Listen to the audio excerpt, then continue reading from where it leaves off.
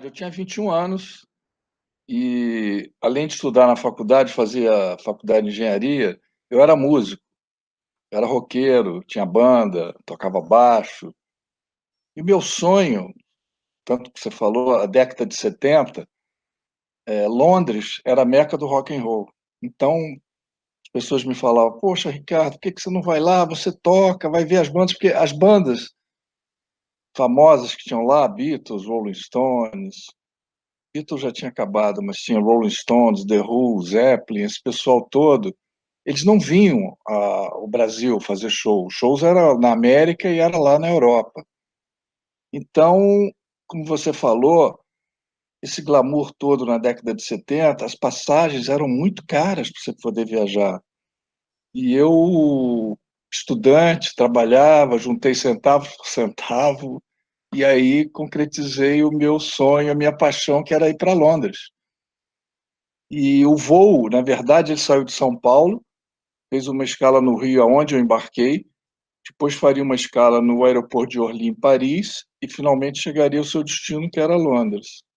Então, eu saí lá da minha agência, da agência da Varig, que eu comprei lá em Copacabana, o meu sonho com a passagem dia 10 de julho de 73, que era o dia do embarque. E faltavam cerca assim, de 5 minutos para chegar ao aeroporto.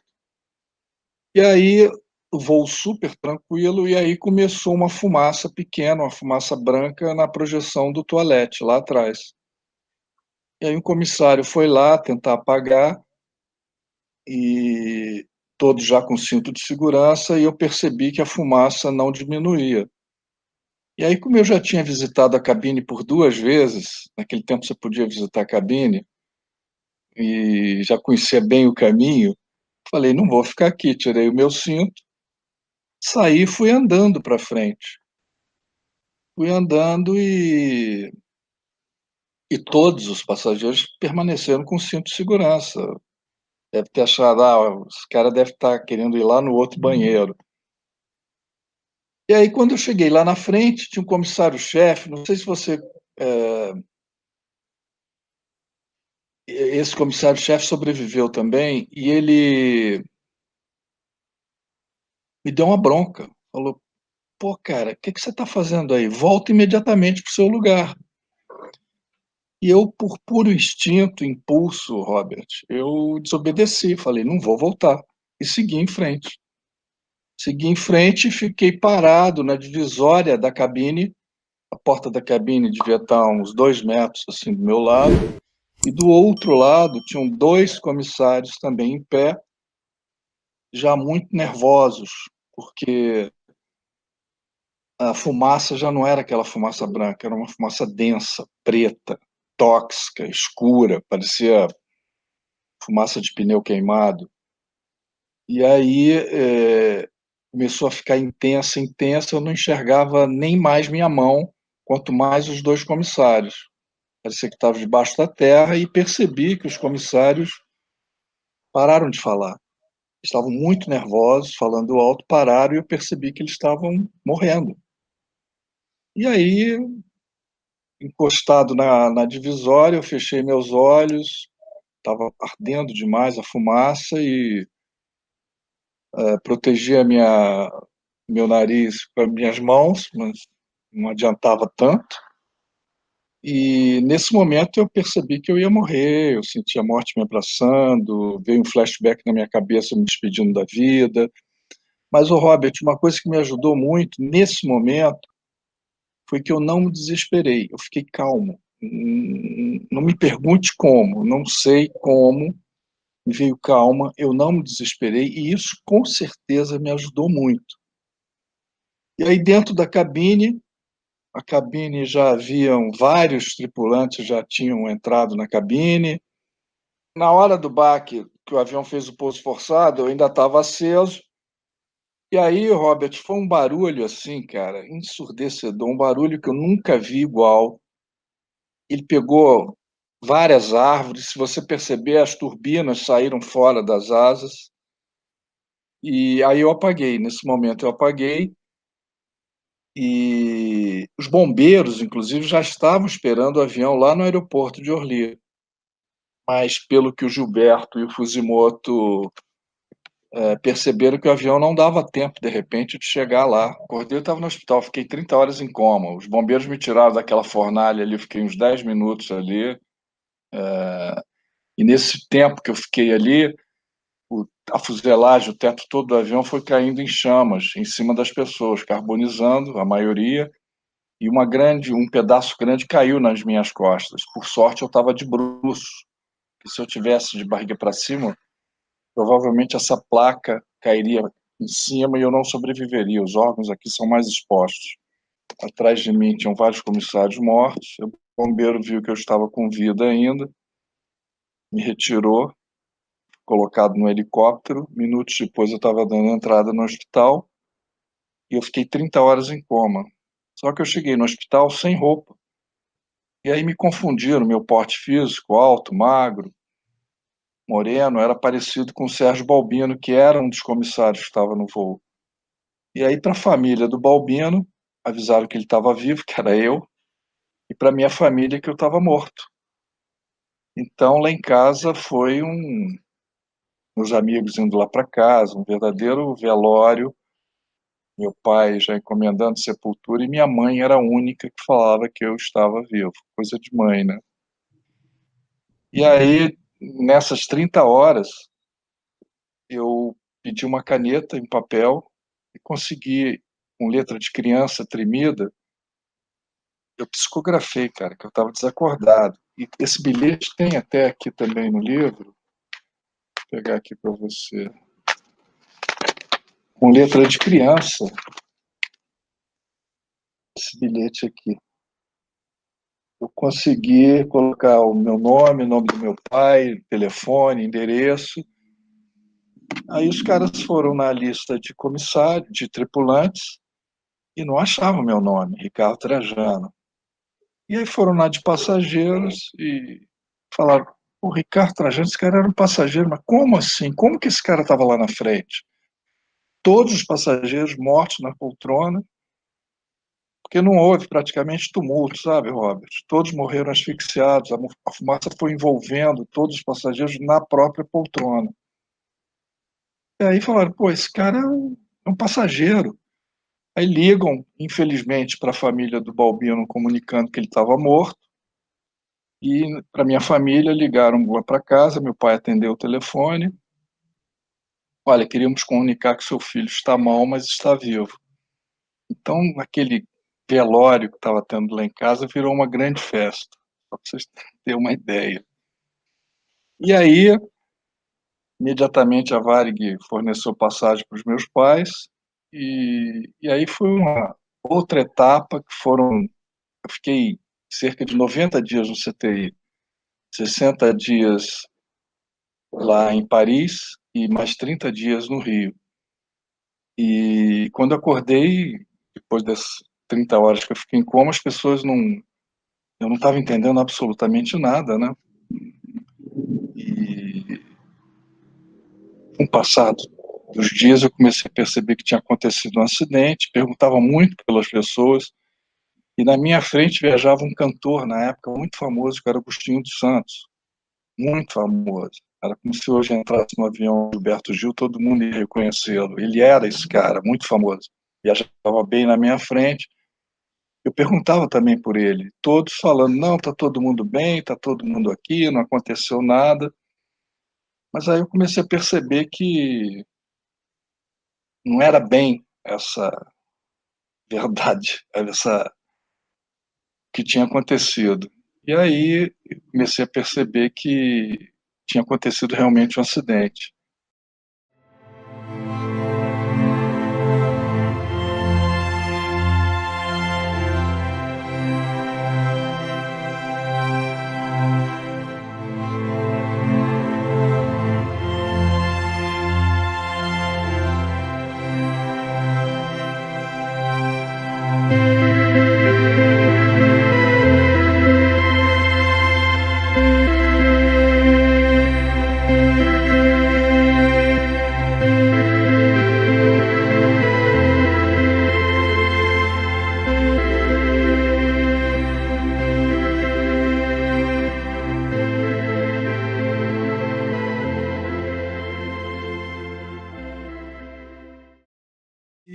sabe o que acontecia lá no período que eu fiquei no hospital? Vocês vão lembrar do Nando Parrado, que foi o sobrevivente dos Andes. Foi um dos sobreviventes dos Andes. Esse acidente dos Andes, vocês estão lembrados que o avião ficou 70 e poucos dias na neve? Vocês lembram? Sim, claro. Um Fokker 27, precisaram comer a carne, né, dos colegas falecidos, porque não tinha mais o que comer, né? O acidente do Nando foi em outubro de 72, foi um ano atrás do meu, e eles foram resgatados em dezembro de 72. O meu acidente foi 7 meses depois, julho de 73. E eu tive a oportunidade de ver, não tem muito tempo, um TED do Nando Parrado. É um TED, eu acho que ele fez na Inglaterra, e a legenda está em espanhol, e 17 minutos, 18 minutos. E ele falou uma coisa que me marcou muito e que foi exatamente o que aconteceu comigo lá no hospital. Eles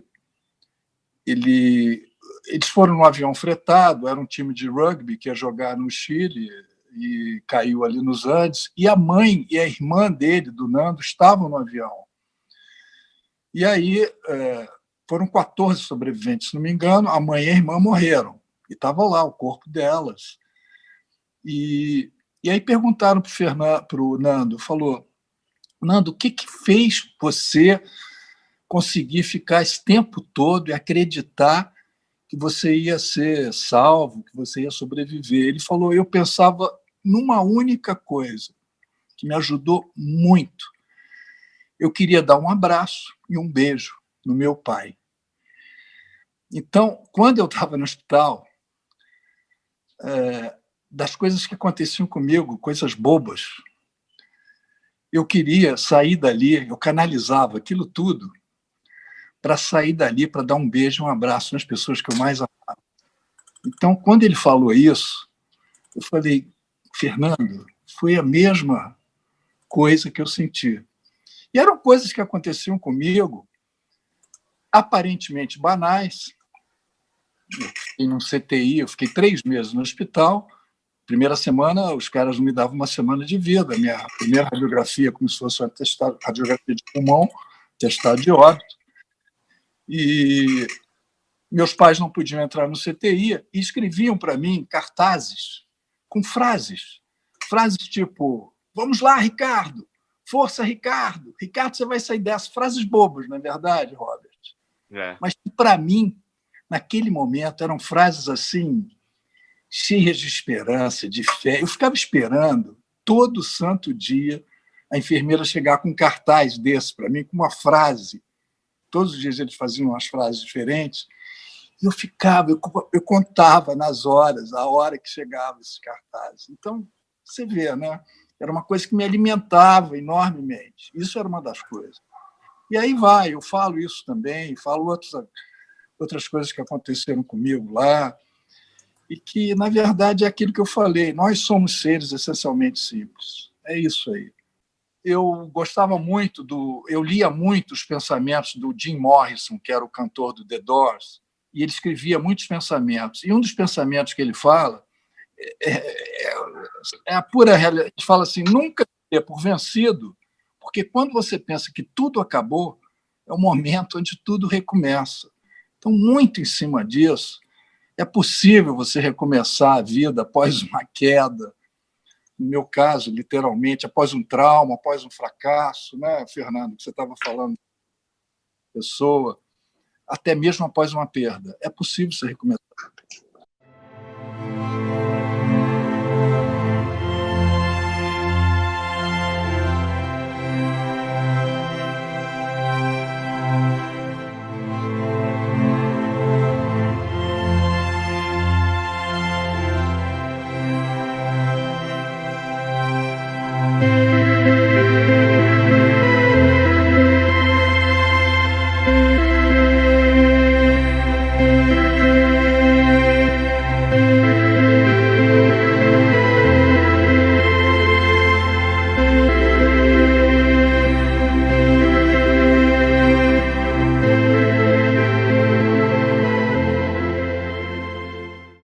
nós temos os nossos heróis de histórias em quadrinhos, nossos heróis de filmes e tal. Eu tenho os meus heróis da vida real, Ronald, que são a equipe médica.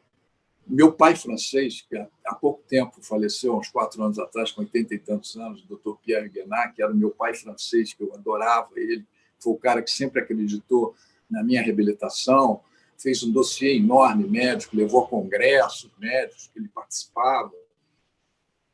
Minha primeira radiografia é como se fosse um atestado de óbito. Os médicos olhavam e falavam, esse cara morreu, o que aconteceu com ele? Bom, e aí eu devo muito, então, meus heróis da vida real são a equipe dos enfermeiros, sensacionais, gente nova, que chegavam na minha frente assim com um humor, com uma... Cara, me contagiava na hora aquela energia deles. Então, os bombeiros, sem dúvida, me tiraram lá de dentro. E a família e os amigos, né, Ronald? Você sabe muito bem disso, que era impressionante. E você começa a ver, você passa por coisas lá. Você ficou hospitalizado muito tempo? Eu fiquei 63 dias deitado numa cama sem poder levantar. Pois é. Então, a gente passa por coisas que, se a gente for falar agora, são coisas banais. Vou falar para as pessoas vão falar, mas que coisa boba. Pô, eram coisas que, para a gente, ali naquele momento, cara, era de um alimento, te alimentava de tal forma, tipo os cartazes dos meus pais, que eu falei na palestra, as cartas que eu recebia 80% dessas cartas, de várias localidades do Brasil e até mesmo do exterior. Uma menina da Turquia me mandou uma carta que tinha um recorte de jornal, primeira página do jornal turco, com a foto minha ali. E as mensagens que essas crianças me escreviam, velhos, senhores, senhoras, jovens, eram mensagens de, pô, Ricardo, força, você vai sair daí. Ricardo, eu não te conheço, mas quando você sair daí, eu quero encontrar com você, te dar um abraço pessoalmente. Então, você começa a ver, sabe o que você começa a ver? Esse outro lado da moeda, que a gente só está acostumado a ver aquele lado assim, porra, coronavírus, porra, a gente esquece de ver o outro lado da moeda, virar esse outro lado. E aí eu comecei a ver com essas cartas, desde lá da época, o quanto tem de gente boa, de gente generosa, de gente solidária, e que não te conhece, te dando força, afetuosa, sabe? Então, é como aquele caso que aconteceu comigo, que eu cito até na palestra, que na hora que eu fiquei ali no sufoco, que eu estava me despedindo da vida, que não sei como, eu fiquei calmo, mas eu falei, eu vou morrer, veio minha família, veio um filme na minha cabeça, um flashback, eu me despedindo da vida, minha família, meus amigos, e senti literalmente a morte me abraçando, mas senti mesmo. Há uns 7 anos atrás, encontrei com um grande amigo meu, no Rio, que eu não via há muito tempo. Ele sempre teve um lado espiritual fortíssimo, ele escreve muito, ele é um sujeito fora da curva. E aí ele queria saber esses momentos de aflição que eu passei, e eu falei para ele. E no final eu disse, poxa, eu senti a morte me abraçando. Ele falou, Ricardo, não era a morte te abraçando, cara, era a vida te protegendo. Era a vida. Era a mão do seu anjo, era o seu anjo da guarda, era a mão de Deus ali te ajudando, cara. E aí eu fiquei tão emocionado, dei um abraço nele, comecei a chorar, falei, cara, eu fiquei esses anos todos da minha vida pensando que era a morte me abraçando, você vem aqui e me derruba, cara, me fala a pura verdade. Então, isso que ele falou para mim é o outro lado da moeda também. É aquele lado que a gente esquece de virar e falar, puxa vida, é isso aí. Então, acho que a gente na vida tem que sempre se lembrar de virar e ver o outro lado da moeda, gente.